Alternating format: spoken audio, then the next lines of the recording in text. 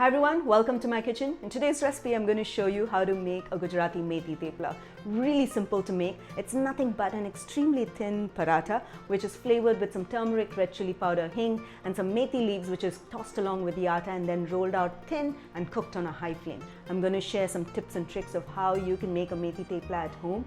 And it's a great travel snack. It's a great breakfast dish. It goes great along with some batata nu shaak, which is also the aloo tamatar ki sabzi, also, or even a turia magni dal, and a variety of different dishes. In fact, a lot of times we just simply have it along with some achar and some bhujia.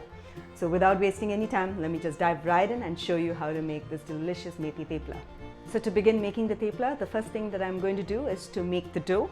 And into my large mixing bowl, I'm going to go ahead and add in the whole wheat flour. A lot of people add besan as well to the thepla, but at home we don't add besan, just plain atta. Okay, and to this I'm going to add in the finely chopped methi leaves. I like to add a lot of methi leaves to my thepla because that's when I think it gets a nice green color. But many times if you see a classic Gujarati home, it'll have just a little bit of speckles of methi leaves. But why not? Add in a lot of it and then it brings in a great taste. Okay, and to this I'm going to go ahead and add in some turmeric powder, some red chili powder, salt to taste of course, and some hing, which is asafoetida. We'll just add in that. And I'm just going to mix up all these ingredients. So, and you know, you can, like I said, you can add multiple things into this atta to make the thepla. If you're adding grated carrots and grated mooli, then you need to cook it in the pan for a little bit along with a little bit of salt until it becomes soft. And once the mooli and the carrots become soft, you can add the grated mooli and carrots into it, and as well along with the methi leaves, and it'll taste really nice. And I do that all the time, and sometimes even add grated beetroot as well. So great, this is combined. And I typically like to add dahi to my thepla. It makes it really soft. So you tend to add a little less oil while kneading the dough for the thepla, right? So otherwise the thepla doughs are typically very greasy and oily, but adding dahi makes it soft as well, and you need to add less oil into the dough. Great, so I'm just going to go ahead and add little water at a time and knead our dough until all the flour comes together and until it becomes soft, supple, and then all firm as well. So let's just go ahead and add little water at a time and knead it, and keep adding little water at a time if you're new to making dough for the first time. Okay, so it's always a good idea instead of adding a lot of water and then you end up adding flour after flour and then to make the dough thicker. So great, I'm going to keep adding some water and keep kneading the dough.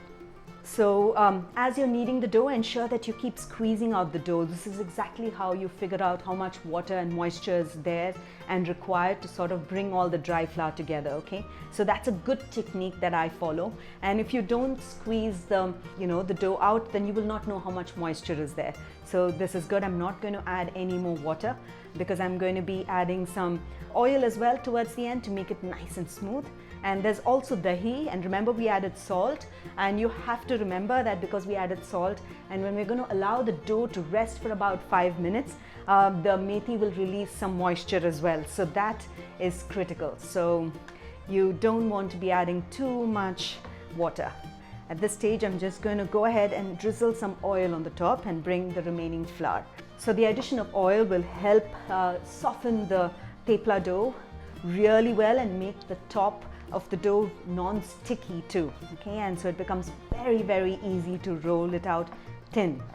And ensure that you knead it for a good 5 minutes so that the dough becomes nice and soft.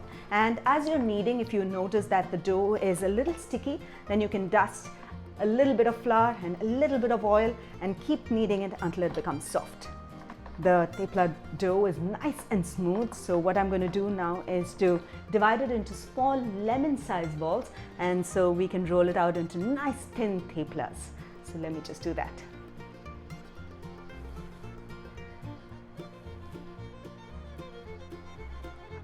So great.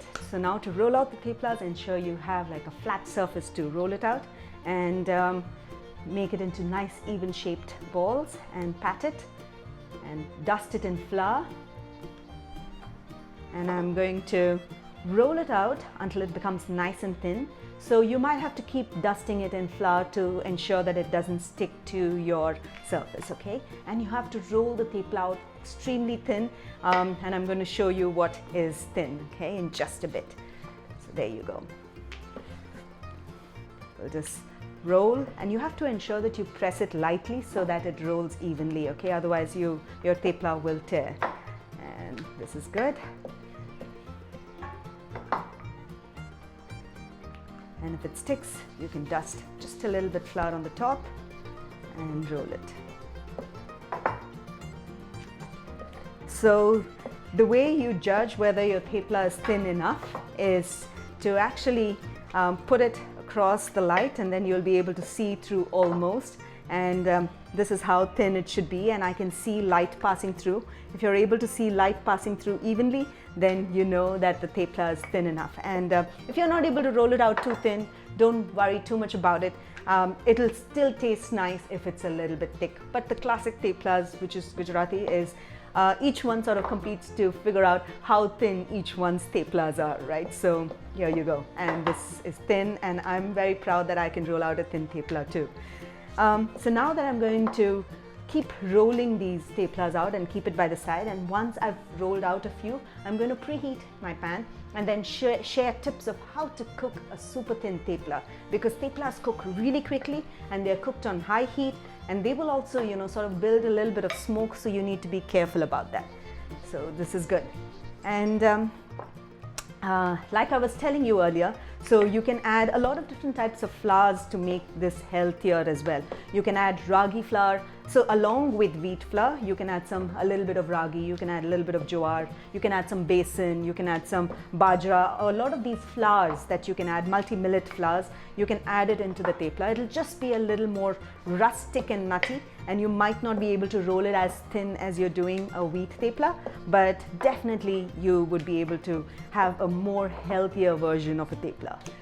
Great, so I'm all set to go ahead and show you how to cook the theplas. So on a preheated pan, go ahead and add in the rolled thepla dough, and then wait for it to cook on one side for about a few seconds. And after a few seconds, I'm just going to go ahead and flip it to the other side. Theplas need to be cooked on high heat, and it needs to be cooked very quickly, okay? The moment you start noticing that there are certain bubbles coming up, notice there are small bubbles coming up, this is just perfect. And flip it over. At this stage, I'm going to go ahead and add a little bit of oil and smear the oil around, and flip it over as soon as you smear the oil, and cook it on the other side really quickly. Keep flipping and turning. No pressing too much like you would do for a stuffed paratha. It has to be cooked very quickly. And the moment you start noticing brown spots around the center and the edges, the thepla is actually done. You can remove it from the pan. And the most important thing is, as you keep making the theplas, they need to be stacked one over the other. Ensure that you keep pressing the stack, okay? I'm just going to go ahead and cook a few more theplas, and then and show you how I stack the theplas so that they remain extremely soft. So the trick to actually keeping the theplas very soft is to ensure that you stack it up one over the other, okay? So there you go. I'm just going to go ahead and drizzle in some more oil. And let's keep cooking theplas. It doesn't take time at all to actually make them once you have rolled them all out, okay? So notice that I have stacked the theplas one above the other, and this is to ensure that the theplas are nice and soft and they don't dry out as well. So it's important, as and when you're cooking the theplas, ensure that you keep stacking it one over the other and keep pressing it down. So the moisture that collects in between the theplas is what is going to keep it really soft.